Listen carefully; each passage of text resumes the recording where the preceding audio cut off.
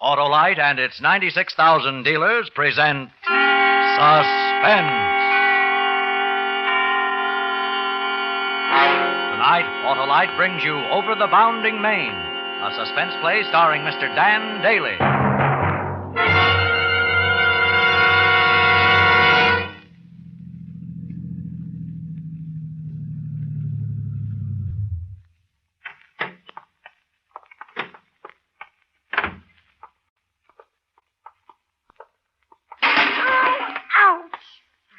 Sakes, Marty.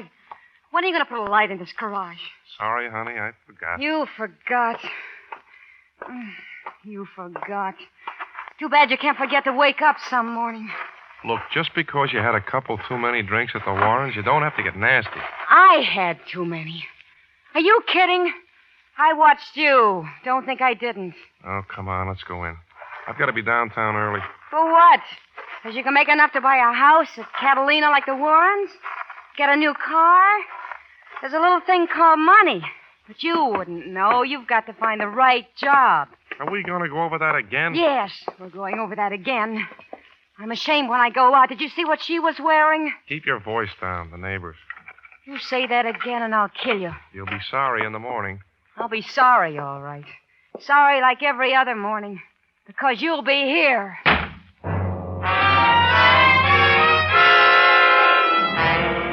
In just a moment, Mr. Dan Daly in the first act of Over the Bounding Main. Say, Wilcox, what's your favorite fall hobby? Fishing. And for what? For compliments on ignition-engineered Autolite spark plugs, and I catch plenty. What kind of bait do you use? Cars with sluggish, gas-hungry engines whose spark plugs are not functioning properly. When Autolite spark plugs go to work on these lazy, limp, and listless lorries, wow, they start up like a trout after a fly.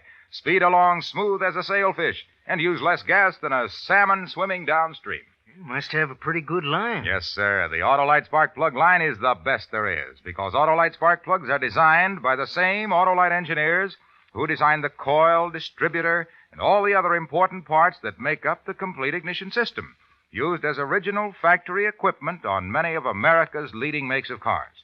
When you replace worn-out spark plugs with ignition-engineered Autolite spark plugs, you get quick starts, smoother performance, gas savings. I'm hooked, Harlow. Thank you, my fickle fisherman. Friends, this fall, have your spark plugs checked by your friendly Autolite spark plug dealer. And have him replace worn-out spark plugs with new ignition-engineered Autolite resistor or standard-type spark plugs. Then you'll know why you're always right with Autolite. And now, with Over the Bounding Main and the performance of Mr. Dan Daly, Autolite hopes once again to keep you in suspense.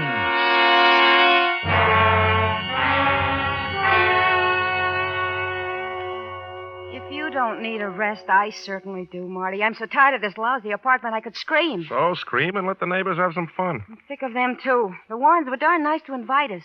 I didn't say we can't go. You never say anything anymore, or do anything either. You're sure in a swell mood tonight. I should have stayed downtown. In which joint? Lay off. I'm tired. From what? You're not working. Now, don't start that again. You know I'm looking. Looking? Can I live on nothing? Look at these clothes. I'm ashamed to go out in the street. Now tell me how much better off you were when you were married to that wise operator, Lou. I was. At least I owned shoes without holes in them. Yeah. Lou Barris was just a little dream man. Just so ginger peachy you could hardly wait to leave town with me. The day I divorced Lou, I wondered if I was making a mistake. And the day after I became Mrs. Martin Evans, I knew I hadn't. You're going to be a lot of fun on this fishing trip. Don't tell me we're going, after all. I can stand a vacation, too. They call it the Pacific Ocean. It means peaceful, which is something I could use right now.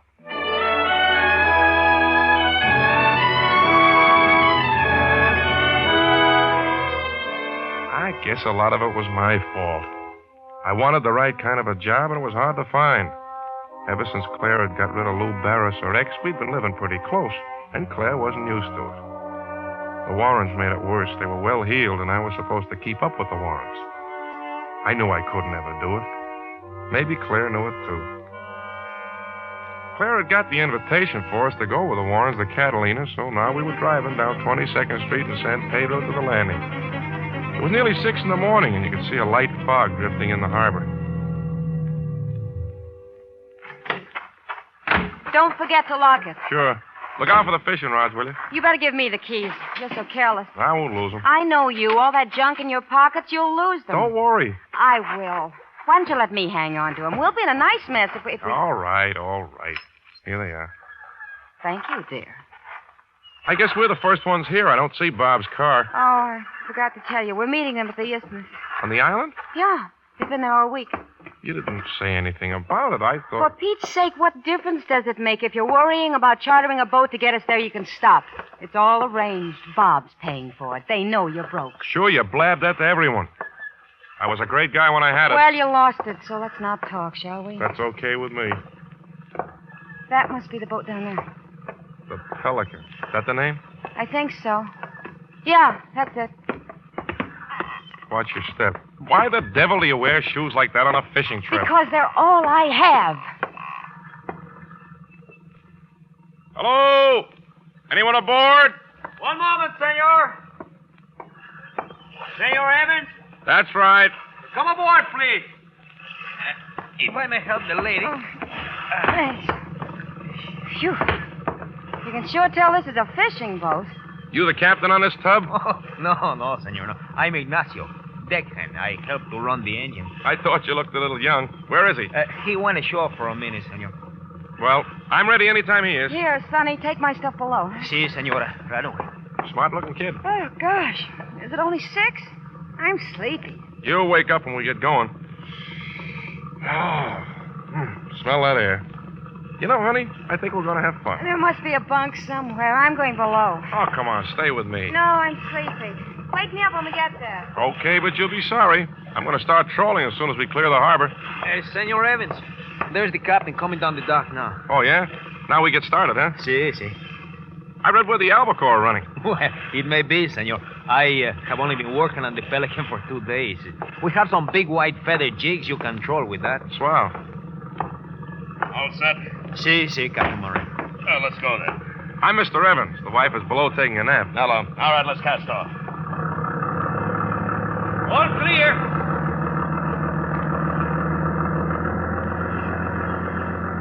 Think this fog will lift?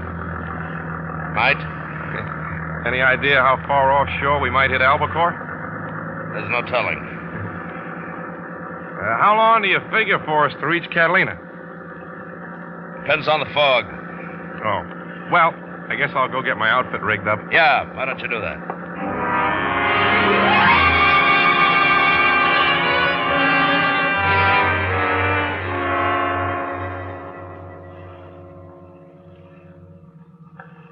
Are you sure that feathers are the best lure for them? I have caught many albacore with it, senor. If they're hungry, they will take. The season has been good. Well... Hey, stop the boat. Hey, strike, senor. Let him take it now. Give him line. Give it to me. He's got it. Count 5, senor. Slow now. Slow. Now, senor, strike. That is a big one, senor. Hey, stop the boat. What's the matter with him? I'm going to lose my line. I can't hold him. Brace yourself against the rail. Go tell that fool captain to stop the boat, will you? Si. Captain, it's strike. Senor, look out. The rail,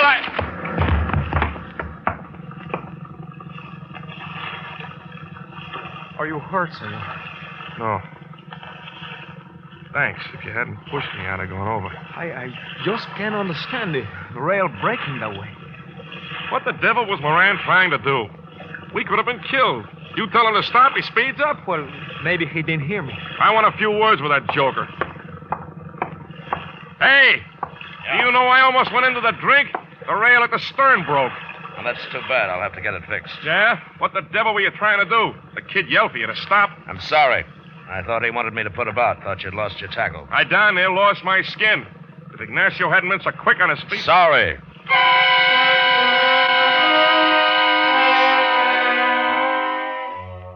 That's the way he said it. Just like he dropped ashes on the rug or maybe brushed you casually on the street. Sorry. That was dandy.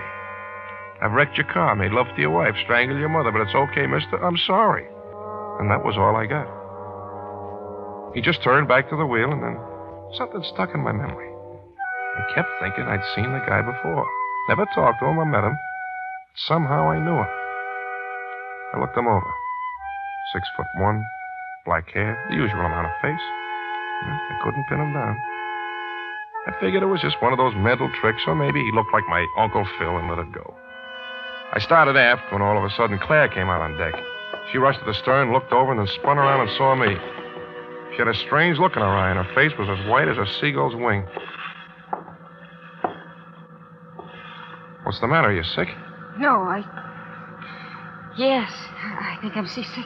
There is a bit of a swell. Stay on deck, you'll feel better. No, I'm going to lie down again. Okay. Gee, you look pretty bad. Come on, I'll help you down. I'm all right. Go on back up. Whew. No wonder you feel lousy. This smell. Oil and dead bait. I'm not kidding. You'll feel better up Let there. me alone, will you? Hey, what's the matter with the engine? How should I know? Well, take it easy. Yeah, I'll take it easy.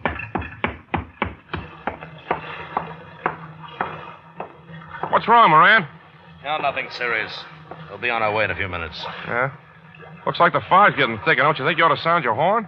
It's on the blink. Swell. This tub's in great shape. That'll do. Where's the kid? Ignacio? He's below, hunting down the trouble. Nice kid, you know. If it wasn't for him, Yeah. I want to give him something when we get off. You do that. I saw a couple of boils out there a minute ago. Albacore. Get your line in the water. Relax.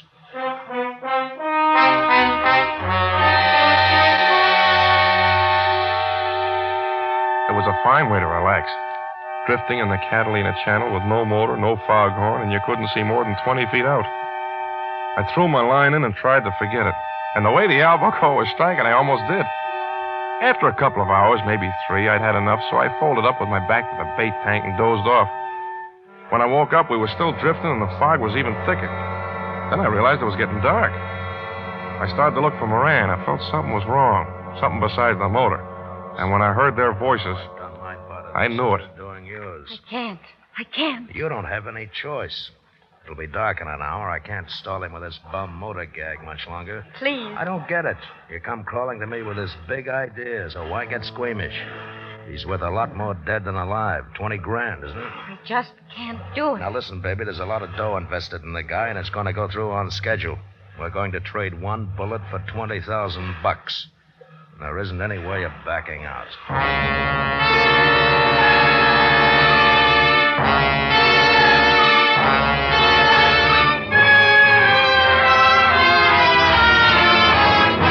Autolite is bringing you Mr. Dan Daly in Over the Bounding Main.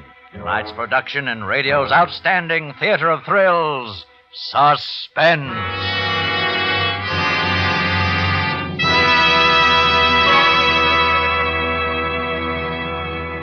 Hey, Hap, did I tell you about the whale? Whale? What whale? The whale of a job being done by ignition-engineered Autolite spark plugs. Delighted drivers declare that for fast starts, smoother engine performance, and gas savings, these ignition-engineered Autolite spark plugs can't be beat. Go on, Jonah. I'm listening. And, like Jonah, Autolite ignition engineers know their business from inside to out, from head to tail. Autolite engineers design spark plugs just as they design the complete ignition system, used as original factory equipment on many of America's leading makes of cars. That's why Autolite spark plugs are engineered to work together perfectly with the coil, distributor, and the rest of the ignition system. You're spouting like Moby Dick, Wilcox. Well, I'm always glad to spout about those great ignition-engineered Autolite spark plugs, Hap. They're unexcelled for quick starts, smoother performance, gas savings. Hark to Harlow, the happy harpooner. Thousands of motorists agree that Autolite spark plugs are the best bet for better driving.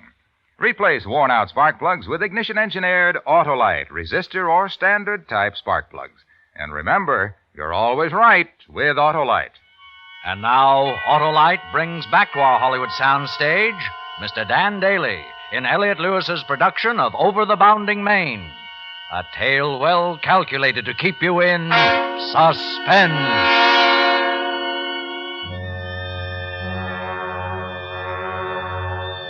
I don't think I was scared. Not at first, that is. You can only take in so much, and then something in your mind shuts it off. I stood there in the fog and the darkness, and so help me, the only thing I could think of was how the Warrens would take it when I didn't arrive at the isthmus. Sounds crazy, doesn't it? Then from somewhere, a foghorn sounded off in the distance, and I came to like someone had thrown water on my face. I almost laughed at myself. The Warrens were probably playing canasta over in Brentwood or drinking beer in front of somebody's television set. This fishing trip was Claire's idea, and the only thing she planned on hooking was a $20,000 policy on the life of Martin Evans. I moved away and toward the stern. I needed help now. And maybe there was somebody I could count on. That young deckhand, Ignacio. I found him all right. Sprawled on his face in the bow, lying over the anchor. Kid. Ignacio. Hey. Wake up. Hey, kid. Wake up. Come on.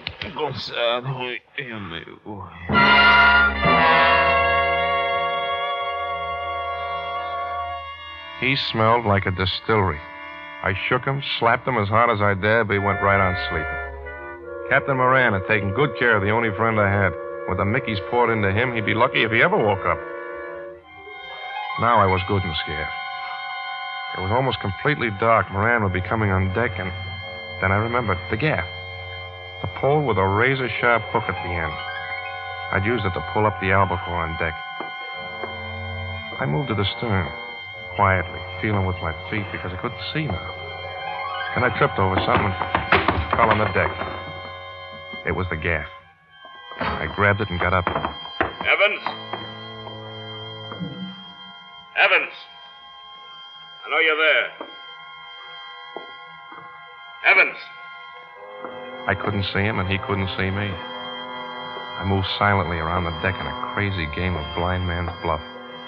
Just moving away from his voice and trying to think of a way out. Evans! Can you hear me? I heard him all right. His voice sounded muffled, as though the fog was a black hood closing off the world, like they drop over a guy's head on the gallows. Gallows? Rope. Rope. There was a coil of heavy rope on the forward deck. A coil of heavy rope on the forward deck. All right, Evans, you can't get very far. You getting tired, Evans? Want to go around again? Hear the foghorn, Evans? Well, you better listen to it. You won't hear anything else for a long time. You still have that gaff, or do you drop it again? You can't see it, but I got a gun in my hand. Maybe we can make a deal, huh? Keep away from me! So Mr. Evans can talk. You won't get away with this! Oh, I think so. After all, is it my fault if a new deckhand I hire gets crazy drunk and shoots up the ship? He'll tell! He'll tell! Mutiny. Murder. No, he won't even remember it. Isn't it funny what liquor will do to a kid? The penalty for mutiny's a rough one. After all these years, the book still calls for hanging on the public dock. But maybe he can plead insanity, huh? And I'm sorry he had to kill you, Evans. You won't get me! You won't get me! Is he dead? Did he? He decided to swim for it. Well, that saved a lot of trouble. Awful. Yeah, $20,000 worth of awful. The only thing I'm sore about is the lousy jerk won't be able to watch us enjoy it.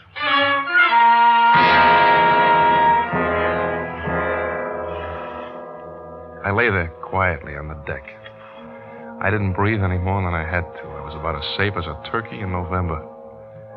If Moran should notice that missing coil of rope, it wouldn't take him long to figure out exactly what had made that splash in the water. He couldn't see any better than I could, but as soon as it got light, there I'd be out in the open without a prayer. And the only thing I'd gain was a few hours at the most. So I huddled against the rail and hung onto the fishing gaff, feeling like David might have if he'd have broken his slingshot just before he met Goliath. It gets cold out on the ocean, and the fog can soak through summer denims in a hurry. I started to shiver. I had to clamp my jaw together tight to keep my teeth from chattering. But the cold did one thing. It seemed to freeze some of the fear out of me, and I started to think. I had it pretty well figured out. All except one thing. When I heard Claire and Moran coming out on deck. Can't miss if you don't louse it up. Those cops are smart. One little angle where our stories don't match, and well, just keep your head. Don't worry about me. This is important now, once more. Not again. Once more. Now, who heard the shot? I did. And? I rushed on deck to see Ignacio struggling with Marty. Ignacio had a gun. Ignacio had a gun. He and Marty fought. He hit the side. Marty went overboard. And our engine's dead. He just disappeared in the darkness, right? Can't we start back? And I gotta change some parts first. Make it look like the engine really was out. See? Every little angle counts. I wish it was over. And for Pete's sake, remember my name is Moran, and you never saw me until you got on board the Pelican. There's no way they can check. I don't even have the locket anymore. Good. We're gonna fix the engine. As soon as it gets light, we'll head back to port. I had forgotten all about Claire's locket, but when she mentioned it, the last chunk of this puzzle dropped into the slot. And I wondered why I hadn't thought of it before. That crummy little locket, heart-shaped, with Claire's picture on one side and Lou Barris's on the other. The one she wanted to keep for sentiment's sake. Her first husband, Lou Barris, the guy I remembered from the picture. Captain Moran, that's who he was. It all figured. Lou scores a triple play. Gets his wife back with 20 grand in a purse and pays off Martin Evans with a one-way trip to the bottom of the ocean. And I couldn't think of any way to stop him.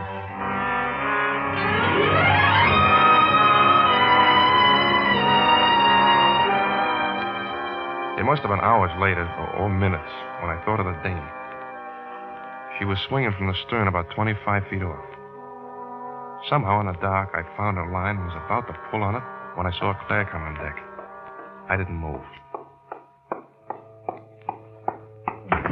Claire, if you make a sound, I'll hook this gaff right through your throat. Marty. Yeah, return from the dead. And I haven't anything to lose. Pull on the rope. But Pull on it. You and me are getting to the dinghy. all right. You had it all figured out, didn't you? But you forgot one thing. Lou has to marry you again to collect the dough. And if you're not alive... Marty, please.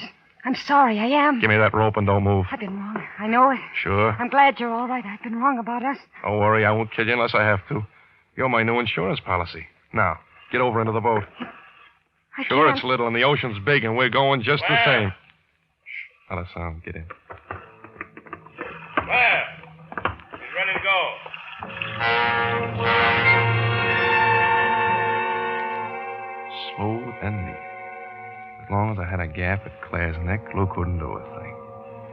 His one bullet would cost him Claire $20,000 and maybe his life. We drifted off a bit and I reached for the oars. But there weren't any. There weren't any oars. When I looked up, I saw Moran standing in the stern of the Pelican. Evans, I can see you. There aren't any oars, are there? That's right. But you try to shoot me and I'll kill Claire. You won't get away. Claire? She can't help you. Claire? I'm going to put him out. Don't worry. Why don't you answer him, honey? Don't you understand? I'm sorry. I don't want you to die. I want to be with you. I was wrong. You bet you were wrong. You're going to find out. We're going to paddle. Paddle with our hands. If we can lose him in the fog, we'll be all right. Just remember, if he finds me, it's too bad for you. Now paddle. Get over on the side. Look out. Look out. Now, she's tipping. Look out. You lost it. The gaff. Yeah. I lost it. Now maybe you'll believe me. I want to help you get away from him. Sure, I believe you. But if he finds us, as soon as I see the boat, I'm going to knock you out and throw you overboard. That's how I believe you. Now, paddle. Claire! Claire! Stop paddling. Be quiet. Listen to me, please. I love you. I'm on your side. I won't let him hurt you. Shut up. Evans! Evans!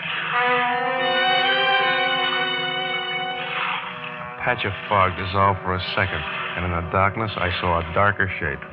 It was the Pelican. I knew that Lou had seen us. I reached for Claire. I felt her shoulder, then her neck. Claire! Are you all right? Yes. I wanted to hit her. Now. But I felt her neck. It was warm, and there was a little pulse under my fingers. He's lost the gaff. She was telling him to shoot me, and suddenly it didn't matter anymore. The Pelican loomed over us, and then Claire twisted away from me, and I didn't care. I was tired. All right, come on, Evans. Get up here. How about you found on deck? Give me a hand, Claire. Come on. All right, Evans. Get out of there. Get it over with. I'm staying. Give me the gun, Lou. Let me do it. Are you kidding? No, give it to me. I hate him. No, baby, I'll do it. You better tie the dinghy on, then I can't hold it. Yeah, hold the gun. Thanks, Lou. Claire, what do you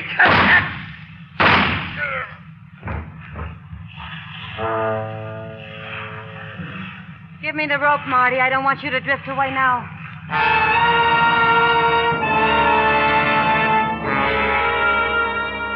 I got out of the dinghy and stood on the deck looking down at what used to be Lou Barris.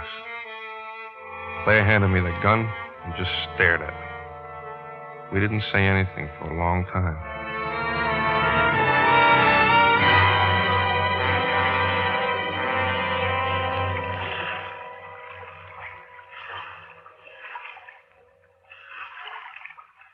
Fog's lifting. Yeah. It's getting lighter. I guess the sun will be breaking through soon. Do you believe what I told you before? Yeah, I believe you now. I'm sorry. I'll try to make it up to you. Sure. We better get going. We're going back to San Pedro? Yeah. I guess I can figure out how this thing runs. Marty, what about me? I've got to tell the police. Oh. Maybe it won't be too tough. I don't know. It's all right. It's better. Marty. Yeah? Do you still care? I mean... I was going to kill you back there, and I didn't. You figure it out.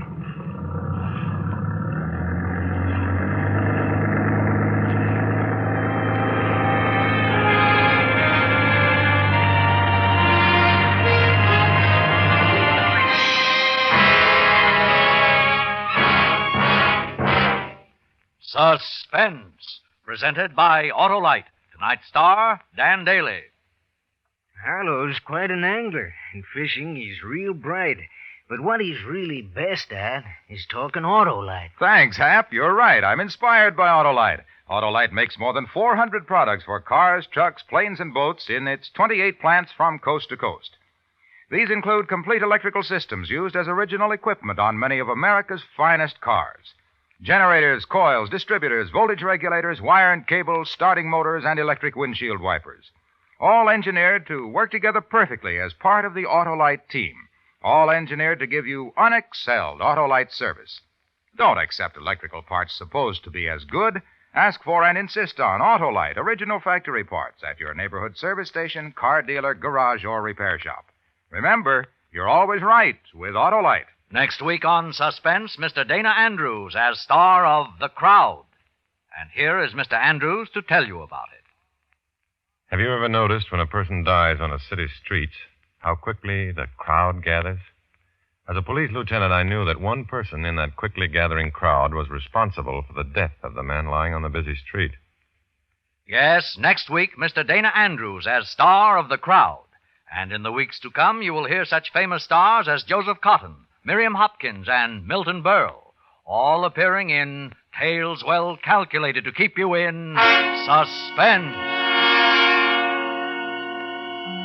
Tonight's suspense play was produced and directed by Elliott Lewis, with music composed by Lucien Moraweck and conducted by Lud Gluskin. Parts of this program were transcribed. Over the Bounding Main is an original play written for suspense by Gloria Elmore and Jimmy Barnett. Dan Daly may soon be seen in the 20th Century Fox production My Blue Heaven with Betty Grable. And remember next week on Suspense, Mr. Dana Andrews in The Crowd.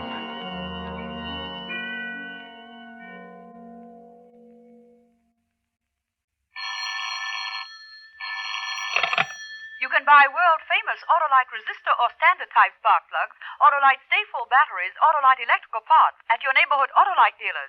Switch to Autolite. Good night. This is CBS, the Columbia Broadcasting System.